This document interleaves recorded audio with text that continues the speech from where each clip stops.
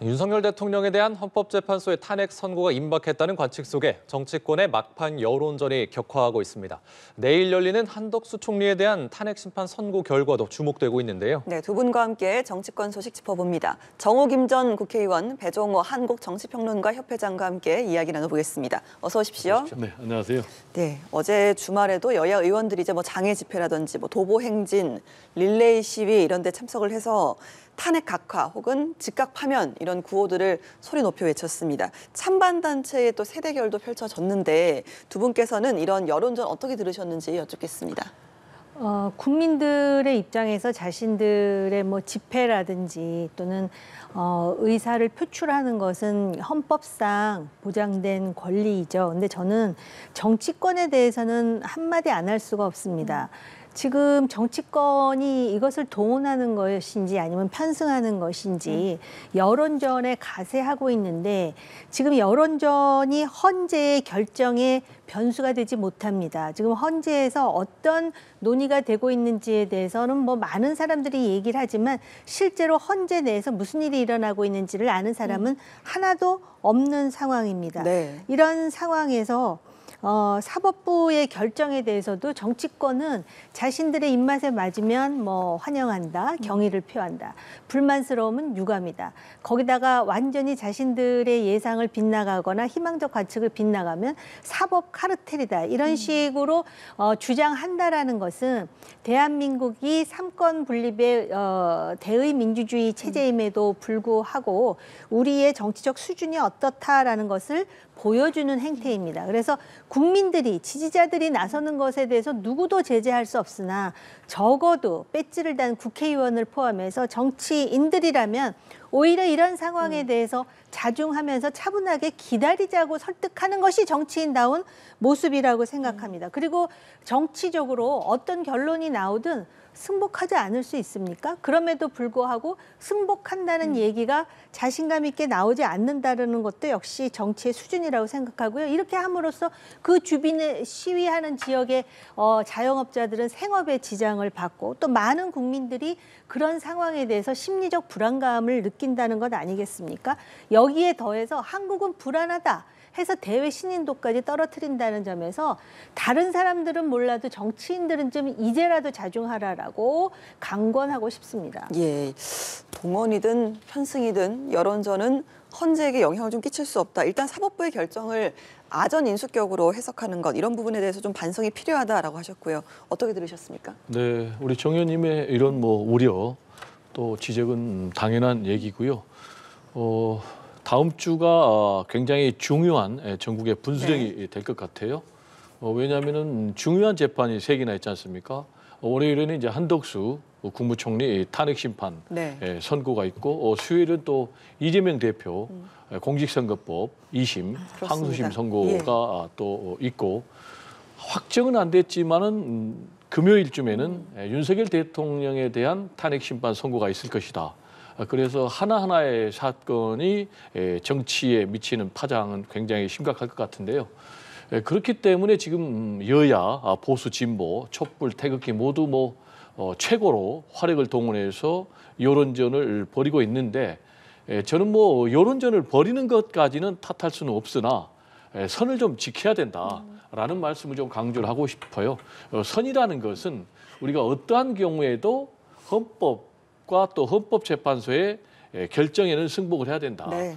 헌법이 지켜지지 않거나 또는 헌법재판소의 선거 결과를 수용하지 않는다면 나라가 유지될 수 없다. 그러면은 폭력과 또 혼란이 난무할 수밖에 없다라는 점을 여야, 보수, 진보 모두 좀 명심해야 된다라는 말씀을 드리고 그런 점에서 헌법재판소에서 만약 인용이 돼서 윤석열 대통령이 파면이 된다면 내전이 일어날 것이다.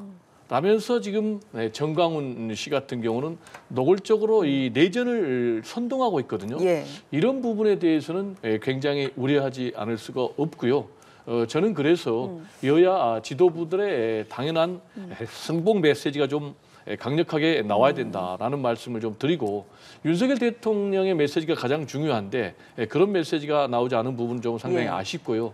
그리고 이런 상황인 만큼 우리 사회의 지도자들 그러니까 뭐 원로 지도자들이라든지 또는 뭐 종교계 지도자들, 사회 각계각층의 좀 지도자들이 이 사회의 유지를 위해서 메시지를 내놓아야 될 때가 아닌가 이런 생각이 좀 듭니다. 저희가 조금 전에요. 민주당 박찬대 원내대표 간담회 현장을 좀 연결해서 목소리를 들었는데 일단 뭐 파면을 촉구하는 메시지와 함께 이제 민주당에서 내일부터 광화문에 천막 당사를 설치를 해서 운영을 하고 선거 때까지 싸우겠다 이런 내용도 좀 있었거든요. 이 부분은 좀 어떻게 들으셨어요? 일단 뭐 민주당에서는 역시 이제 탄핵 심판에서 선고가 내려지지 않을 경우에는 전국에 반전이 일어날 수밖에 없기 때문에 사활을 걸고 있는 것 같고요. 이 부분에 대해서는 뭐 여야 모두가 지금 뭐 최고의 화력을 동원해서 지금 뭐 총력전으로 나가고 있는 것 아닌가 이렇게 생각이 되고요. 결국 이제 핵심 메시지는 보면은 이번에 12.3 내란의 본질은 뭐냐? 윤석열, 김건희 두 사람이 부정부패를 막기 위한 친위 쿠데타다. 그리고 또 이 두 사람은 이 부정부패의 공동 범죄자다. 따라서 즉각 파면이 되고 또 감옥에 가야 된다라는 이제 메시지가 줄을 이룬 것 아니겠습니까? 역시 이 메시지는 왜 윤석열 대통령이 파면돼야 되는가라는 이제 그런 메시지이기 때문에 결국은 헌재에서 확실하게 윤석열 대통령 파면 선고를 해라라는 그런 메시지를 한 번 더 막바지에 강조한 것이 아닌가 이렇게 해석이 됩니다. 네. 이 한덕수 국무총리에 대한 탄핵 심판 선고가 이제 내일이죠. 월요일 24일에 이제 진행이 됩니다. 관심 사항은요. 이제 한 총리가 내란에 공모했느냐 그 여부를 이제 판단한다는 건데요. 윤 대통령 이제 탄핵 심판관은 사실 이제 별개의 재판이긴 하지만 어느 정도 이제 재판관들의 생각이 워낙 궁금하신 분들이 많기 때문에 이게 재판관들의 생각을 좀 예측할 수 있는 바로미터가 될 것이다라는 의견이 있는데요. 어떻게 보십니까? 제가 뭐 지난주에도 그랬고 지지난주에도 그랬고 제가 강조하는 부분은 헌법재판소에서 어떤 결정이 나올지 지금 어떤 평의가 이루어지고 있는지에 대해서는 아무도 모릅니다. 그리고 이제 내일 한덕수 총리 권한 대행으로서의 탄핵 심판에 대한 결정이 이루어지는 것인데요. 그런데 이제 그것에 대해서도 과연 인용인지 기각인지 말할 입장에 있지는 않으나 한덕수 대행이 총리로서 그 개엄 전에 국무회의에 대해서 절차적 정당성이 있지 않다라는 취지로 이야기를 한 것으로 제가 기억을 하고 있습니다. 그 외에도 몇 가지 건으로 한덕수 권한 대행에 대해서 탄핵 소추를 했기 때문에 거기에 대해서 헌법재판소가 어떤 결정을 내리느냐에 따라서 그것이 이제 그 소위 윤석열 대통령의 계엄 선포와 관련한 헌법재판소의 의중을 조금 들여다볼 수 있지 않겠느냐라는 기대감 내지는 그런 그 가능성에 대해서 논하는 사람들은 굉장히 많은데요. 헌법재판소에서 어떤 결정을 내리든 그 결정 자체도 당의 정치적 이해에 따라 아전인수로 해석할 가능성은 상당히 높다라고 보여지고요. 그건 지난번에 감사원장과 3명의 검사에 대한 헌법재판소의 탄핵 결정이 나왔을 때도 마찬가지였습니다. 그렇기 때문에 사실 예측은 해볼 수 있지만 그것이 헌법재판소 내의 평이라든지 평결 과정에 대한 정보를 근거로 하는 것은 아니기 때문에 내피셜에 불과하다라는 전제로 지금 말씀을 드립니다. 예. 어느 정도 재판관들의 생각을 가늠해 볼 것이다라는 관측이 계속해서 나오고 있습니다. 어떻게 보십니까? 네, 한덕수 국무총리의 탄핵 심판 선고 결과와 관련해서는 일단 뭐 추측이지만 대체로 기각이 될 것이다. 기각이 될 것이다. 이런 부분은 뭐 국민의힘에서는 뭐 확신을 하고 또 민주당 측에서도 그렇게 부정하지 않습니다. 그리고 저도 개인적으로는 한덕수 국무총리 탄핵 심판 선고는 기각적으로 판단이 내려질 것이다. 이렇게 전망을 하고요. 그리고 이제 앵커께서 말씀하신 대로 기각이든 인용이든 역시 이제 한덕수 국무총리의 탄핵 심판에 촉각을 곤두세울 수밖에 없는 부분은 이 탄핵 소추 사유 중에 12.3 비상계엄과 관련된 그런 부분이 들어가 있거든요. 그래서 이 부분과 관련해서 헌재가 어떤 결정을 내리느냐에 따라서 윤석열 대통령의 탄핵 심판 선고를 우리가 미리 좀 예측할 수 있는 부분이 있지 않겠느냐. 그것 때문에 이제 이 재판이 가장 중요하다라고 이제 언론에서도 그렇게 보는데 일단 12.3 비상계엄과 관련해서 이 한덕수 국무총리의 책임이 있느냐 없느냐라는 것과 관련해서는 저는 책임은 있다라고 봅니다. 있다고 보십니까? 그런데 이 부분이 과연 파면에 이를 정도로 중대한 책임이 있는가라는 부분에 대해서는 헌법재판소에서는 그렇게까지는 책임을 묻지 않을 것 같아요. 지금 탄핵 소추 사유로 꼽은 부분은 12.3 비상계엄과 관련해서 한덕수 국무총리도 윤석열 대통령과 공모 또는 묵인 방조했다라는 이런 부분이거든요. 그래서 이런 부분과 관련해서는 지금 한덕수 국무총리는 나는 몰랐다라고 얘기를 하고 있거든요. 그래서 몰랐다라는 부분을 받아들여서 이 부분에 대해서 정확하게 위헌이다 또는 불법이다 12.3 비상계엄이 그걸 판단하지 않는다면은 우리가 윤석열 대통령의 탄핵 심판 결과에 대해서는 예측할 수 없는 부분. 그렇지만은 이게 뭐 위헌이 아니다 또는 뭐 불법이 아니다라고 하면은 이제 윤석열 대통령의 탄핵 심판에서 기각이 되는 거죠. 그래서 이 부분이 굉장히 중요한 부분이다라는 말씀을 좀 드리고요. 그리고 이제 내란죄 철회 이 부분도 굉장히 중요합니다. 윤석열 대통령의 탄핵 소추 사유서를 정리하면서 내란죄 부분에 대한 판단 대신에 이 부분에 대해서는 헌법 위반, 법률 위반만 탄핵 심판 소추 사유에 넣거든요. 그렇게 이제 재조정을 한 거죠.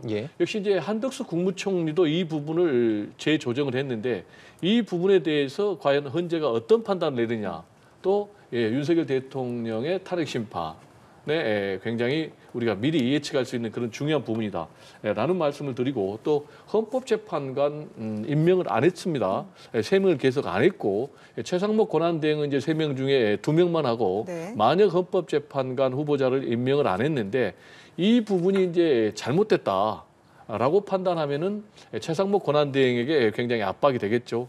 그러나 잘못은 됐지만 위헌이지만은 중대한 파면의 사유까지 이르지 않는다라는 이제 그런 결정을 내린다면은 최상목 권한대행은 더더욱 이 마은혁 헌법재판관 후보자를 임명을 하지 않을 것이기 때문에 만약 헌법재판관 후보자가 윤석열 대통령의 탄핵 심판에 합류하기는 좀 어려울 것이다라는 전망이 가능하겠습니다.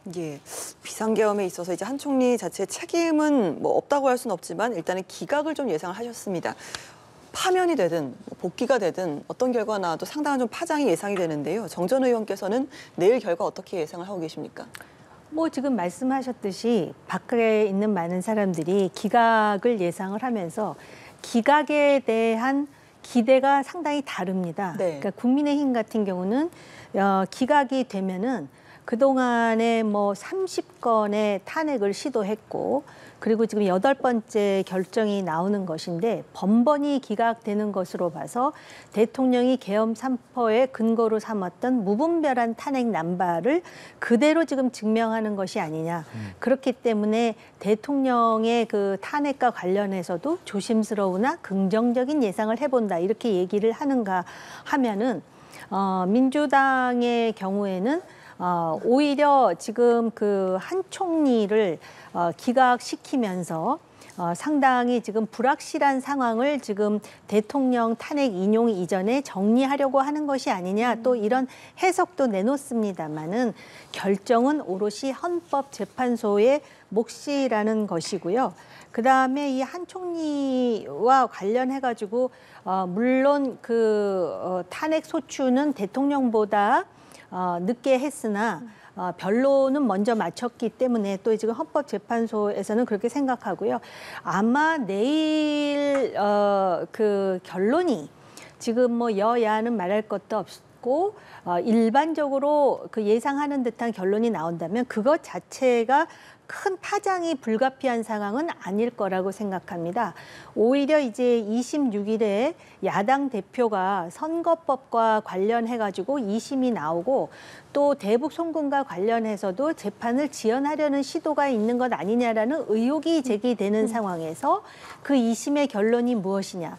그리고 어차피 대통령에 대한 그 탄핵 결론은 아마 이번 주 말이라고 또 생각하는 사람들도 많지만 다음 주 월요일이 될 수도 있고 또 다음 주 금요일이 될 수도 있고 분명한 것은 4월 18일 전에는 확실하게 내려진다라는 것 아니겠습니까? 예. 그래서 이번 주와 다음 주를 주목하는 상황이기 때문에 그런 것들이 과연 이제 여론의 어떤 상황을 만드느냐가 오히려 촉각이 곤두세워지는 일이고, 오히려 내일의 결정은 차분히 지켜볼 수 있는 여지가 상대적으로 있다라고 저는 생각합니다. 예. 자, 두 분 다 뭐 기각을 생각하십니다만 여야에서는 어떤 결정이 나오는 대로 각자 좋을 대로 해석을 할 것이다. 이런 말씀도 하셨거든요. 어떻게 들으셨어요? 네, 그럴 가능성이 굉장히 높죠. 그래서 헌법재판소의 결정문의 한자 한자가 굉장히 중요한데, 헌법재판소는 상당히 좀 균형을 맞추려고 노력을 할 것이다.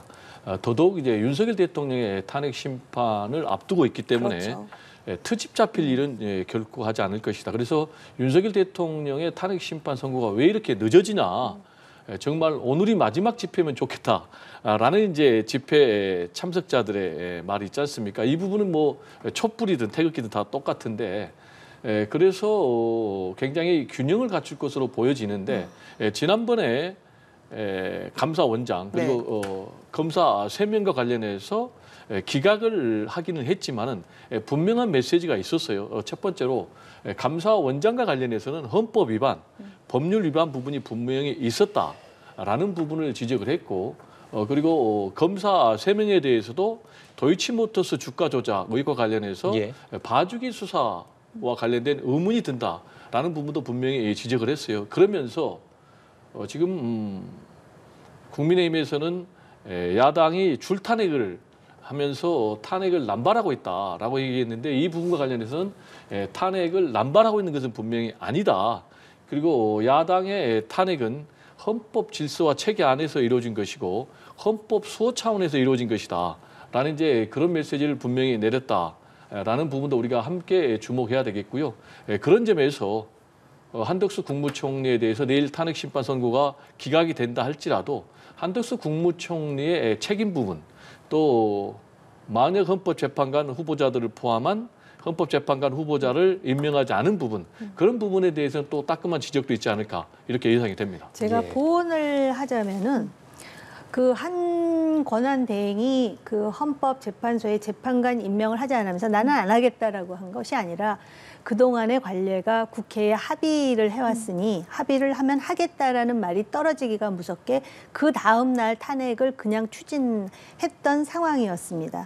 뭐 그거 자체도 법으로 보면은 위반 사항은 없다라고 볼 수 있을지 모르겠으나 아마 민주당도 알 겁니다. 그 자체로 민주당의 지지도가 확 떨어지면서 지금도 여전히 여론조사 해보면, 물론 지금 민주당이 조금 그 40% 정도로 36%인 국민의힘보다는 높게 나타나는지 모르겠으나, 탄핵을 지금 감당하고 있는 국민의힘과 그 정도의 수치 차이라는 거는 오히려 민주당이 상당히 당혹스러워해야 될 일이고요.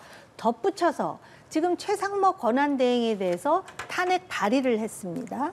그런데 월요일 날 지금 한 총리와 관련해서 탄핵 결정이 나온다는 것이고, 민주당의 대다수의 입장은 기각이 될 거라는 입장 아니겠습니까? 그럼 그게 기각이 될 거라고 생각을 하면서 탄핵 발의를 한다? 결국은 그 탄핵 자체가 실익이 없을 수도 있는데, 그렇다면은 그것 자체가 위헌이냐 위법이냐를 따지기 전에 여론이나 국민들은 진짜 탄핵을 남발한다는 생각을 과연 안 할까? 여기에 저는 개인적으로 의문을 가지고 있습니다. 제가 좀 답변을 해야 될 것 같은데요. 아니 뭐 답변은 필요 없지만 하시든지. 뭐. 짧게 듣겠습니다. 제가 그러면은 발언을 좀 웃으면서 해야 되겠네요. 일단 여야 합의를 해야만이 헌법재판관 후보자를 임명해야 된다라는 것은 법에는 분명히 없고요. 그래서 최상목 권한대행 같은 경우 여야 합의를 이유로 헌법재판관 후보자를 임명을 안 했거든요. 그래서 이 부분에 대해서 국회에서 권한쟁의 심판 소송을 했고, 이 부분과 관련해서 헌법재판소의 판단이 나왔습니다. 이거는 위헌이다라고 판단을 내렸어요. 그래서 이 부분에 대해서는 우리가 헌법재판소의 권위, 또 헌법의 권위를 인정한다면 두말할 나위가 없을 것 같고, 두 번째로 최상목 권한대행이 헌법재판소에서 위헌이라고 결론을 내렸어도 이걸 지금 이행을 하지 않고 있어요. 그러면 최상목 권한대행은 지금 대통령의 권한을 대행하는 사람입니다. 대통령의 권한 대행이 헌법을 지키지 않으면 일반 국민들이 법을 지키겠습니까? 일반 국민들이 법을 지키지 않으면은 대한민국이 유지가 될 수 없는 거죠. 그런 점에서 말씀하신 대로 이걸 또 탄핵하면은 부정적인 역풍에 몰릴 수 있다. 저는 그 부분에 대해서는 상당히 동의를 합니다. 그리고 동시에 한덕수 국무총리가 복귀하면 무슨 실효성이 있느냐라는 부분도 저는 동의를 합니다.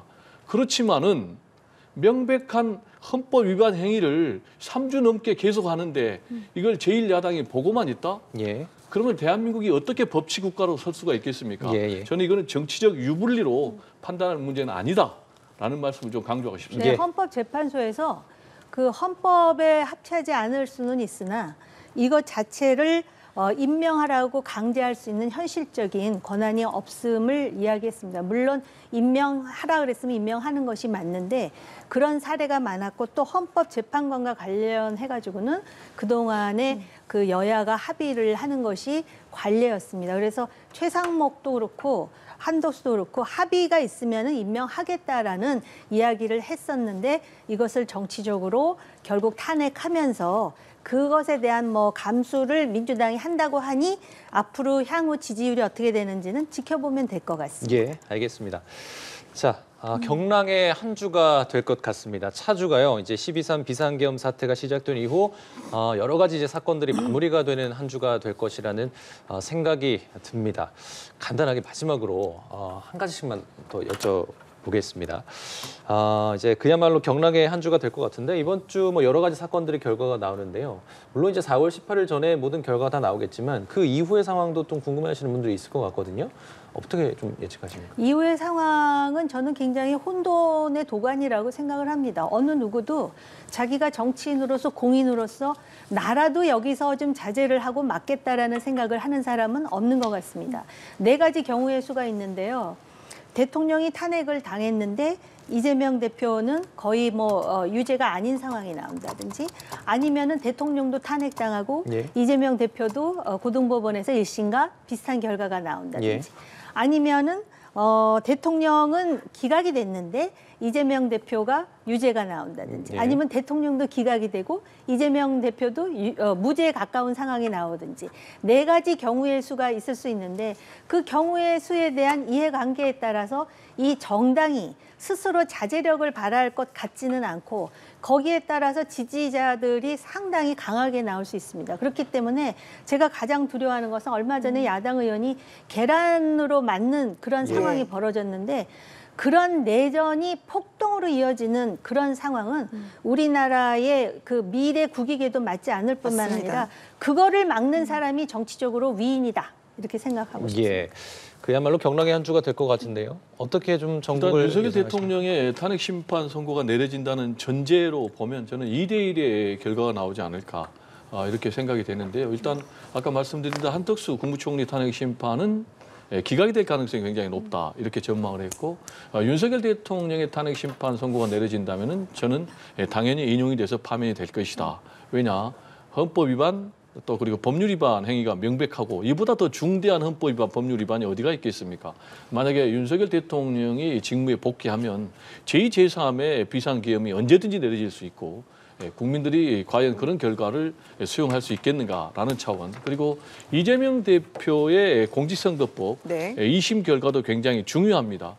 피선거권이 유지가 되느냐 또는 박탈되느냐에 따라서 대선이 크게 출렁거릴 것 같은데 일단 이 부분은 뭐 선거 결과를 봐야 되겠지만 여론조사를 보면 무죄 가능성 또 피선거권 유지형이 굉장히 높게 피선거권 박탈형보다 나오고 있기 때문에 이 부분 좀 바라봐야 되겠고요. 어디 여론조사에서 혹시 그런 것들을 네? 확인하셨는지 어느 한국사회 조사에서 여론조사 예. 연구소에서 나온 예, 거고요. 예. 그리고 이제 여론에 대해서 우리 의원님께서 말씀하셨는데 윤석열 대통령이 석방된 이후에 전체적으로 지금 굉장히 여권 보수에 대해서 여론의 흐름은 좋지 않다. 특히 이제 중도층의 이탈이 더 가속화되고 있는데 구체적으로 보면은 정권 교체 같은 경우는 지금 51%, 정권 유지는 39%입니다. 이건 갤럽입니다. 예. 근데 중도에 보니까 57대 29로 훨씬 더 높아져요. 그리고 탄핵과 관련해서도 58대 36인데 중도를 보면은 64대 26 이렇게 나오고 있거든요. 그리고 또 대통령 선호도를 보면은 이재명 대표가 36으로 나오는데 네. 김문수 9, 오세훈 4, 뭐 한동훈 4, 그리고 또 홍준표 3, 또 이준석 1 이렇게 나오거든요. 이걸 다 지금 보수의 후보자들, 주자들 다 합쳐도 이재명 대표의 선호도보다 훨씬 못 미치기 때문에 이런 부분에 대해서는 굉장히 보수 여권의 빨간불이 켜졌다.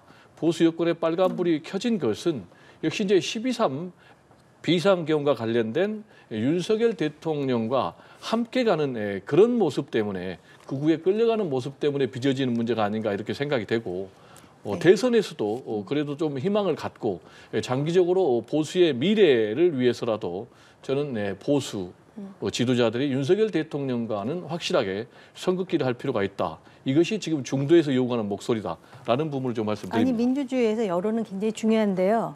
그 이재명 대표의 2심 재판도 그렇고 헌법재판소의 결정도 그렇고 그거는 법리적인 진상 그다음에 그 논리에 따라서 움직이는 것이지 이게 여론에 의해서 좌우된다라고 생각하는 것은 매우 후진적인 인식 수준이라 여론은 중요합니다. 민주주의에서. 그러나 이 결정이나 재판의 결과는 철저한 법리와 사실에 입각해서 돼야 된다라고 보는 것이 제대로 된 인식이라고 봅니다. 예, 말씀하신 여론조사 관련 내용은요. 중앙선거 여론조사 심의위원회에서 확인하실 수가 있습니다.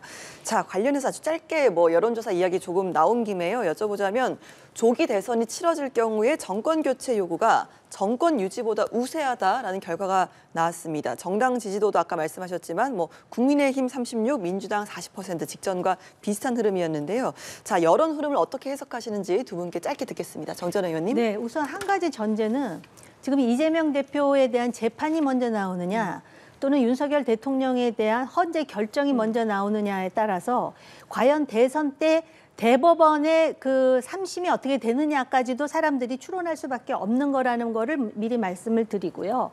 이러한 상황, 대통령이 탄핵을 앞두고 있는 상황에서 정권 교체 여론이 훨씬 높은 것은 어떻게 보면 자연스러운 일입니다.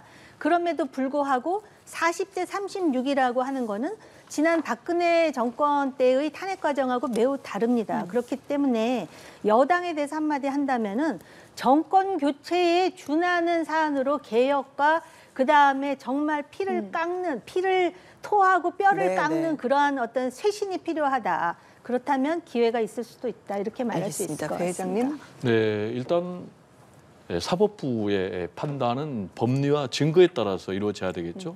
이런 말씀에 대해서는 이제 우리 정 의원님하고 제가 100% 공감하는 부분이고 윤석열 대통령의 이제 탄핵 심판은 인용과 기각 두 가지가 있다고 보는데 만약에 기각이 된다면 그래서 윤석열 대통령이 직무에 복귀한다면 그게 여권에 플러스일 것인가라는 부분과 관련해서는 오히려 더 큰 재앙이 오고 있다라는 이제 그런 분석도 있고요. 그리고 이제 윤석열 대통령이 만약에 탄핵이 인용이 돼서 파면이 돼가지고 자연인 신분으로 돌아갈 경우에 과연 가만히 있겠는가? 만약에 윤석열 대통령이 파면이 돼가지고 태극기 집회에 참석해서 계속해서 뭐 정광훈 이런 분들과 함께 강력하게 어떤 선동, 선전의 중심에 서고 더 나아가서 조기 대선이 이루어질 경우에 조기 대선의 중심에 설 경우에 이런 부분이 보수 여권의 정권 재창출에 도움이 되겠느냐 오히려 더 마이너스가 되는 것 아니냐라는 그런 시각도 있다는 말씀을 좀 드립니다. 예, 알겠습니다. 자, 혼란스러운 차주 전국 상황을 두 분과 짚어봤습니다. 정호김 전 국회의원, 배종호 한국정치평론가 협회장과 말씀 나눠봤습니다. 오늘 말씀 고맙습니다. 네, 감사합니다.